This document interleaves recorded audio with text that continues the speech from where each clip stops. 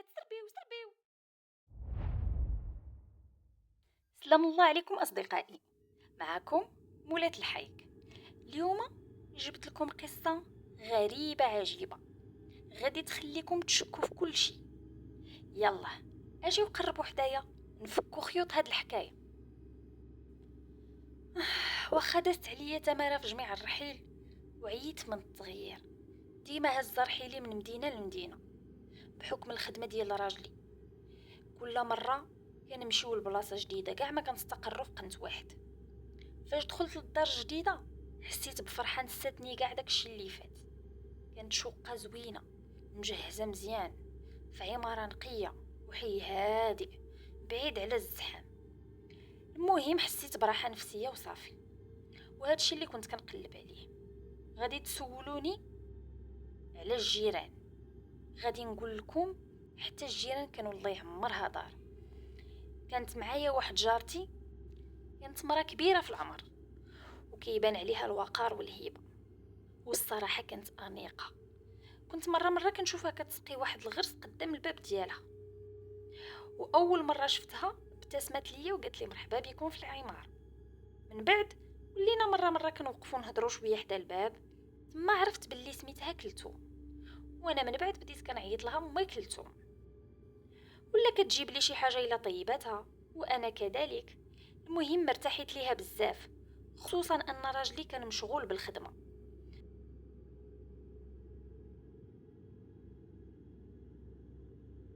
كنت كنقنط وما كنلقاش مع من نتوانس، وهي الصراحه كانت كتعمر عليا.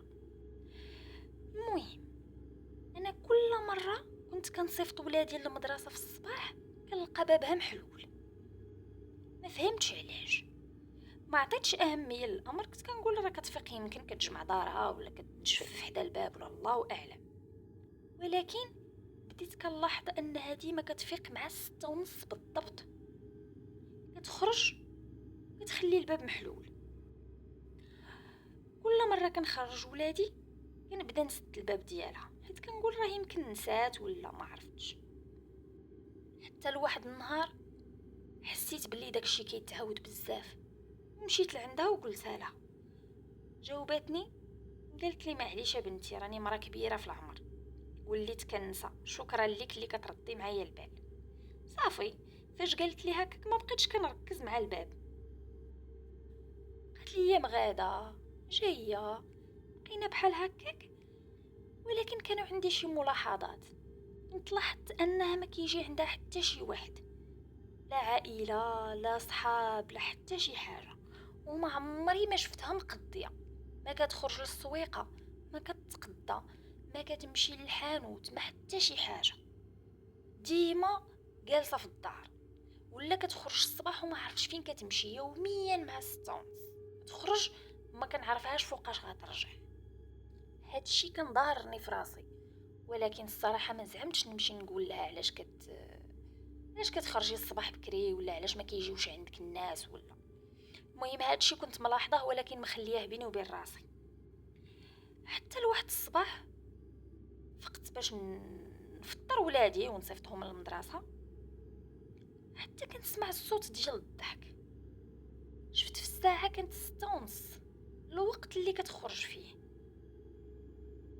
مشيت طليت من العين السحريه وانا نشوف ام كلثوم واقفه حدا الباب ديالها، واقفه وكتضحك بوحدها، ما كان واقف معاها حتى شي واحد.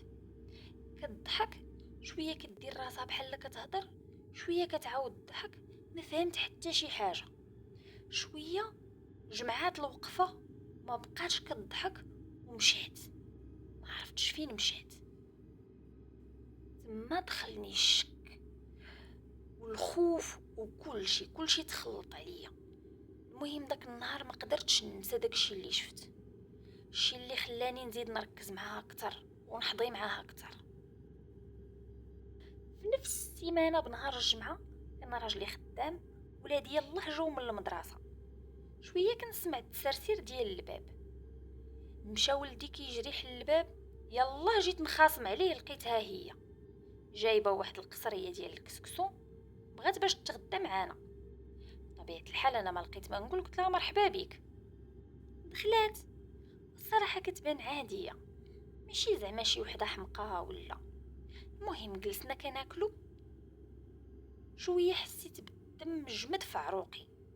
فاش شفتها حنا كلنا كناكلو عادي وهي كتدي المعلقه عامره حتى لفمها وكتعاود تردها، ما كتاكلش، كتهز كتدي حتى لفمها وكتعاود ترد. ما فهمنا حتى شي حاجه. انا هزيت يدي، وليداتي حتى هما ناضوا صافي ودرنا بحال ما كاين والو. بقيت شاده على قلبي حتى خرجات. غير هي خرجات مشيت كنجري، لبست جلابتي وهبطت عند الكونسييرج. لقيتو جالس كيشرب اتاي. سولتو قلتلو واش كتعرف على هذيك ما كلتهم اللي معايا في نفس ليطاج؟ رتق فيا عينيه وطاح ليه الكاس من يديه. تخلع. بقيت غير كنشوف فيه. قال لي فين كتعرفيها؟ قلتلو شنو هذا السؤال؟ كيفاش فين كنعرفها؟ وراه عادي نكون كنعرفها، راه جارتي. قال لي ولكن راه مات شحال هادي، راه شي 10 سنين باش مات. حسيت بقلبي تزير عليا والضبابه طلعت لي في عيني. قلت له واش كضحك عليا ولا شنو؟ قال لي لا لا لا، هذيك السيده مات 10 سنين دابا، والشقه ديالها من نهار شعلات فيها العافيه وتحرقات لداخل الله يرحمها، وهي مسدوده ما عمرها تسكنات. رجعت لداري وانا الدنيا كدور بيا مصدومه. من تما ما بقيتش شفتها ولا سمعت خبارها، حتى داك الفياق اللي كتفيق الصباح بكري ما بقيتش سمعتها. داز على هادشي 14 يوم بالضبط وانا ما قادراش ننسى داكشي. كل نهار كنقول واش كان كيتخيل ليا ولا داكشي كان واقع بصح. واحد الصباح خرجت باش نصيفط ولادي للمدرسه، حتى كيبان ليا باب دارها محلول. ما عرفتش باش تبليت، وفي نفس الوقت ما عرفتش منين جبت الشجاعه ومشيت وقفت حدا باب دارها.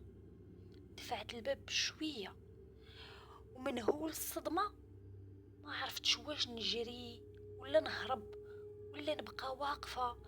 صدمت، لقيتها دار مفحمه كلها كحله، باينه دازت شي عافيه خايبه في ديك الدار. يلا كنت غادي نخرج نمشي في حالي حتى كنقيس برجليا شي حاجه. مديت يدي لقيتو جورنال قديم، هزيتو من الارض حتى كتبان لي واحد الصوره كتشبه شويه لما كلثوم. واخا داك الجورنال كان قديم ومكرفس، حاولت نقرا شنو مكتوب تمايا. بعد أن باشرت مصالح الشرطة أبحاثها الميدانية والتقنية لفك لغز اندلاع النيران داخل الشقة السكنية في حي المرابطين، والذي أخلف عن مصرع امرأة في الستينات من عمرها، كشفت التحقيقات أن الحريق كان مفتعلا بغرض طمس معالم جريمة سرقة، فيما أظهرت المعاينات أن الضحية فارقت الحياة قبل اندلاع النيران. وتشير المعطيات المتوفرة إلى أن شقيق الهالكة يشتبه في تورطه في القضية بعدما اختفى عن الأنظار مباشرة بعد الحادث.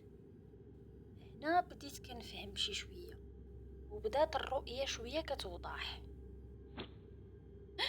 شنو هادشي؟ مشيت بشوية نشوف منين جا هاد الصوت. لقيت واحد الألبوم صفر طايح من فوق الكومود. هزيتو مسحتو من الغبرة حيت كان مكرفص، كان محروق من الجنب واحد شوية، ولا قلت تقريبا نص التحتاني كله محروق. حليتو ولقيت تصاور ماما كلثوم فاش كانت يلاه مازال صغير، ومعاها واحد الشاب غالبا غادي يكون خوها، حيت هادشي اللي عرفت انا بلي عندها خوها، وشي تصاور اخرين مع العائله ديالها. فاش بقيت كنشوف عينيا خرجوا من بلاصتهم ملي شفت صورتها وهي كبيره، كانت مع واحد الشاب غير ملامحو كبروا شي شويه وتغيروا. لاتي واش ماشي هذا هو الكونسييرج؟ بقيت كنشوف مزيان، قلبت مزيان ولقيت بلي هذاك السيد اللي معاه هو الكونسييرج ديال العماره.